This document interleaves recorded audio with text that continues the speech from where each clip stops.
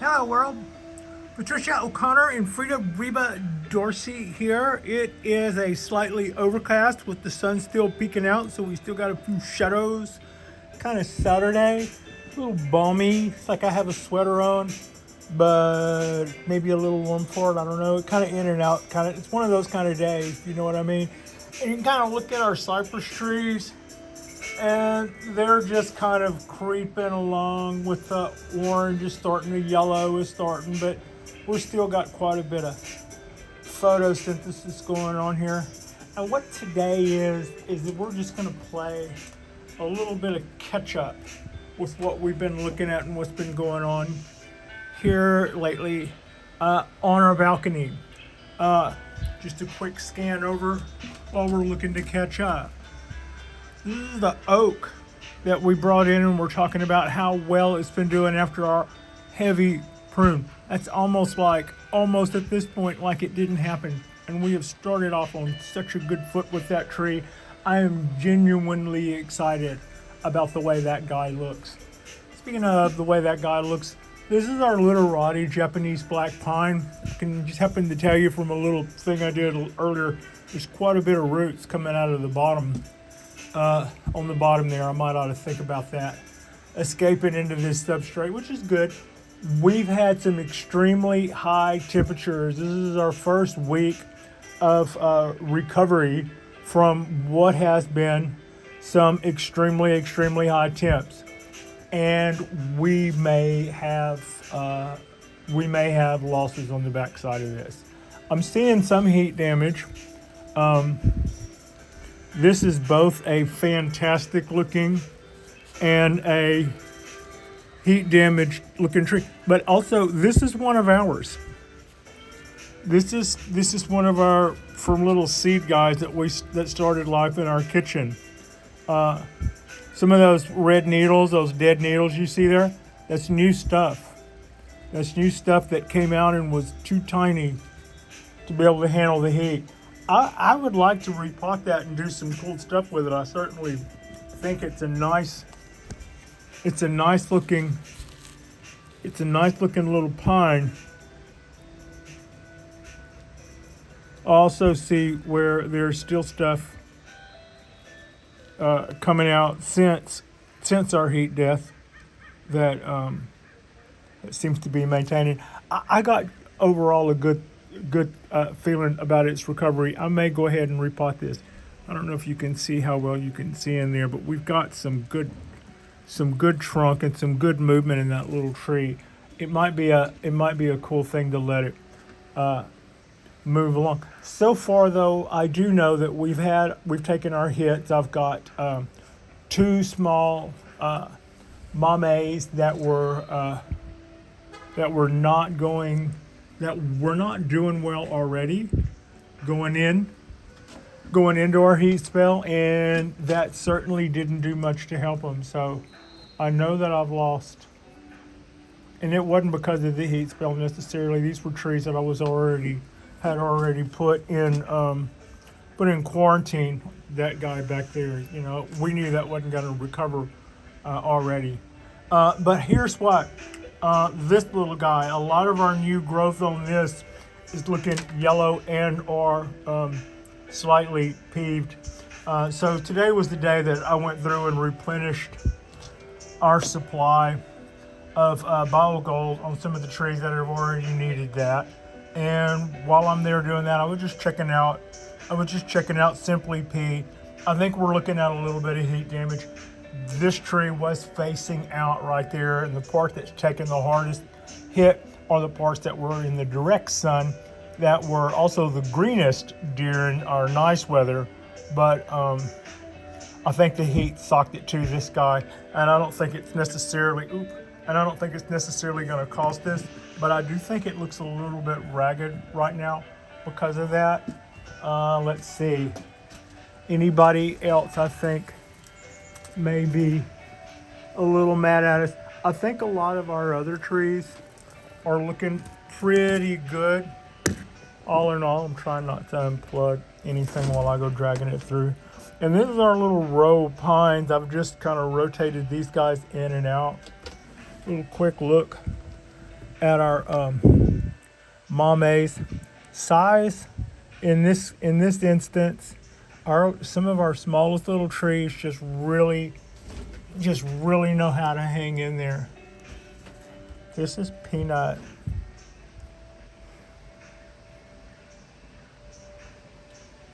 And it's always been I should just rename this thing. It's this is an example of just a little tree that could. It was the smallest. It was the runt out of a delivery of trees that showed up with some dead trees. But there was this little guy, and it was It was even tinier than some of the ones that showed up dead. But it's always been this color. It's just like, give me half a chance and show you. Let me show you what I'll do. So I put some wire on it, and I put it in this little wabi-sabi pot, and it's been more happy than not most of the time. Pretty excited about that guy. This is always one of my little, I always consider this guy to be a little showstopper. We've got a little heat damage there, but I think I don't think anything that it won't recover from. And yeah, I think I could probably go through here and clean up this little tree a little bit, maybe at least get rid of some of that stuff hanging out of the bottom. But it's happy, you don't mess with it. You know, there's also something to being said for not messing with it. We just repotted this guy here a little while ago. That would be one of our recent repot success stories. I think also two more in this tray that have been recently repotted, and they seem to be pretty happy and doing well. This guy's looking really green. It's new candles are coming out. It's old stuff is looking a little. Some of last year's needles there should not be that yellow.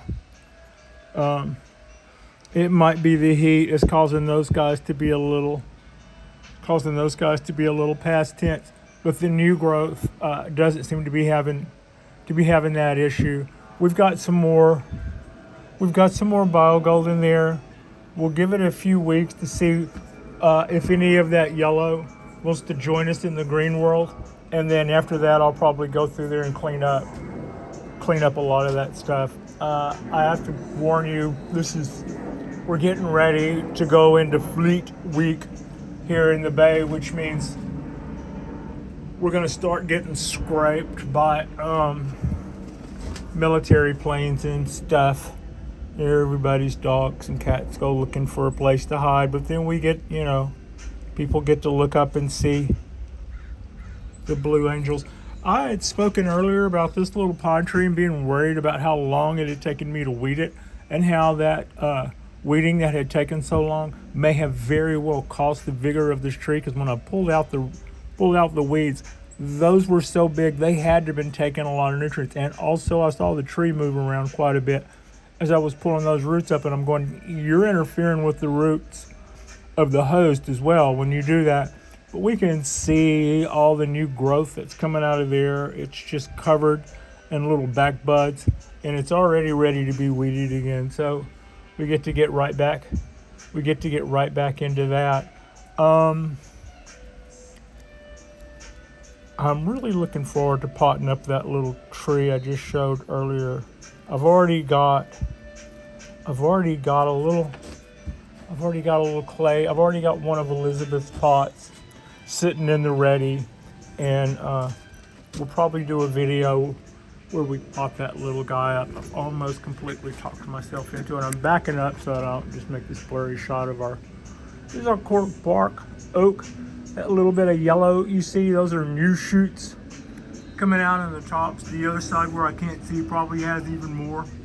And it's happy. Our Trident, this is our Trident. It looks happy. I keep watching Steve's backyard bonsai, and he is trimming up his Trident forest, and it just looks excellent. Steve talked me into not chopping this leader, but making a tree out of it. And I think he was right. I see the tree I can make. I might not want this branch.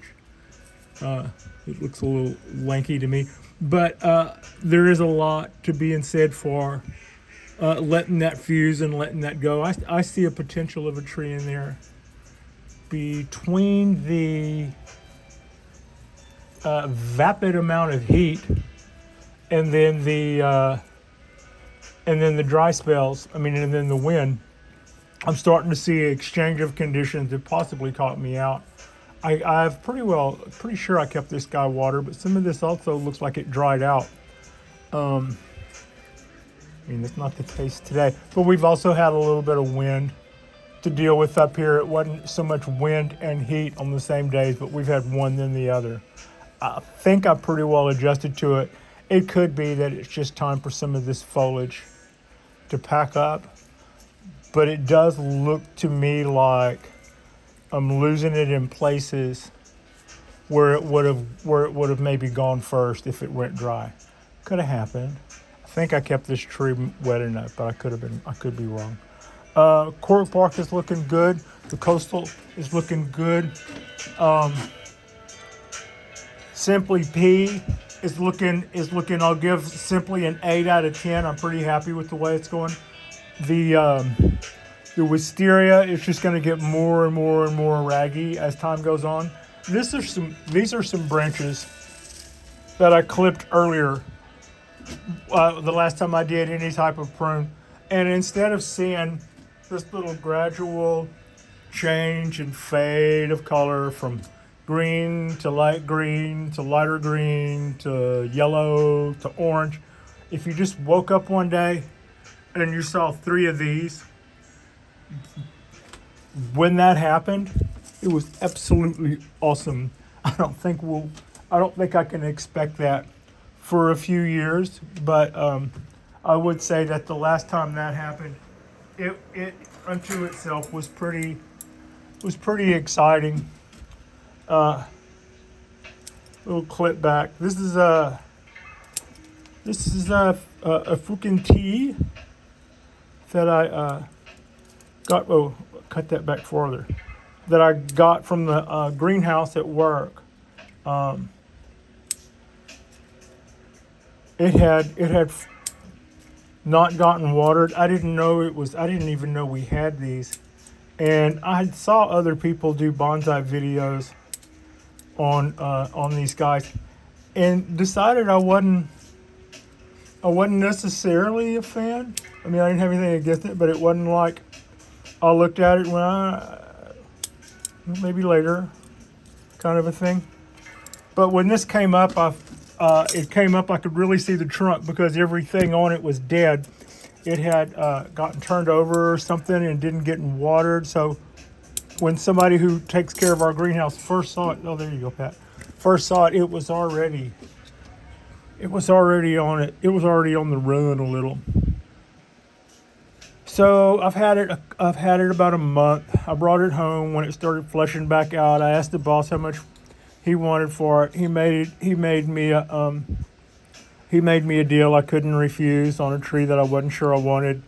And so now I have this guy. I'd say the root base is impressive.